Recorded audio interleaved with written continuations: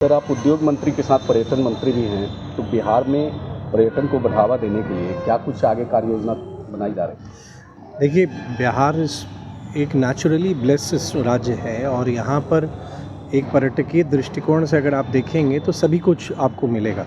चाहे religious tourism की भी हम बात करें या हम इको टूरिज़्म की बात करें, एडवेंचर टूरिज़्म की बात करें, वाटर स्पोर्ट्स की बात करें, अगर हिल्स की बात करें, वाटरफॉल्स की बात करें, तो बिहार में सब कुछ है। तो बिहार को एक बेहतर तरीके से बिहार के टूरिज़्म लोकेशंस की ब्रांडिंग हो, बिहार आ रहे पर्यटकों को हम बेहतर सुविधाएं दें,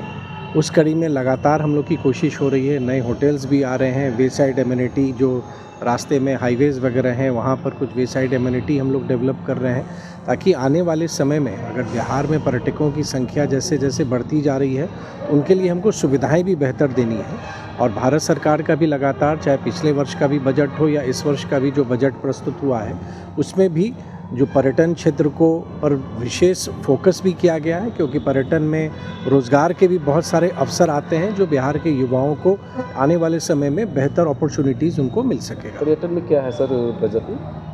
देखिए, एक तो पिछले वर्ष भी अगर आप याद करेंगे तो उसमें नालंदा, राजगीर, गया और बोधगया जो महाबोधि टेम्पल है और विष्णुपद मंदिर है, उसको कॉरिडोर के तौर पर, जैसे वाराणसी में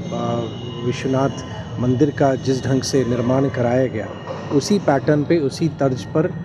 इन दो मंदिरों का, चाहे वो विष्णुपद हो या महाबोधि टेम्पल हो, उन पे कार्य योजना राज्य सरकार बना रही है। और इस वर्ष के भी बजट में, चाहे वो होम स्टे, जैसे मुद्रा लोन है तो होम स्टे की एक हम लोग की भी पॉलिसी है कि आप अपने घर में अगर टूरिस्ट को ठहराते हैं, उसके लिए फैसिलिटीज़ आप बढ़ाना चाहते हैं, तो राज्य सरकार की भी स्कीम है। और अब कल की घोषणा के बाद कि मुद्रा स्कीम में भी उसको जोड़ा जा सकता है। इस बार के भी बजट में जो बुद्धिस्ट सर्किट है, क्योंकि अगर आप देखेंगे तो इंटरनेशनल टूरिस्ट का जो बिहार आना होता है, उसमें प्रायः लोग जो बुद्धा सर्किट है, जो बुद्धिस्ट सर्किट है, उसके भ्रमण पर लोग आते हैं। तो वहाँ पर हम उसको और बेहतर कैसे हम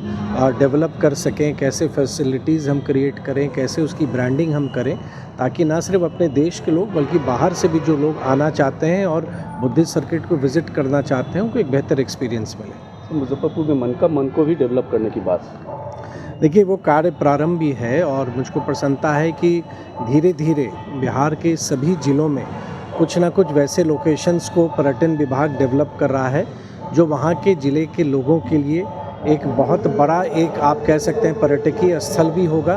पर्यटकीय स्थल विकसित होने से रोज़गार के भी कई अवसर वहाँ क्रिएट हो जाते हैं, लोगों को आने का, घूमने का एक बहुत बड़ा माध्यम भी मिल जाता है। तो मनिकामन झील में भी चरणबद्ध तरीके से हम काम कर रहे हैं और अभी हाल ही में मुजफ्फरपुर में खादी मॉल में भी काम प्रारंभ किया है, उसके भी बहुत बेहतर रिस्पांस आ रहे हैं। और आने वाले समय में खादी मॉल के भी माध्यम से हम बिहार के प्रमुख शहरों में, या यूँ कहें कि हर एक कमिश्नरी में जो हमारा प्रमंडल है, हर एक प्रमंडल में हमारा एक खादी मॉल स्थापित हो, उस दिशा में उद्योग विभाग भी काम कर रहा है।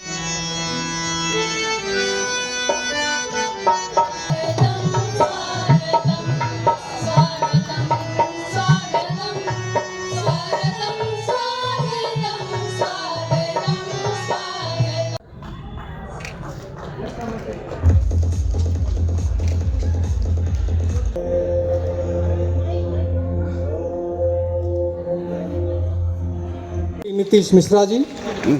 कार्यक्रम के अध्यक्ष बाबा साहब भीमराव अम्बेडकर।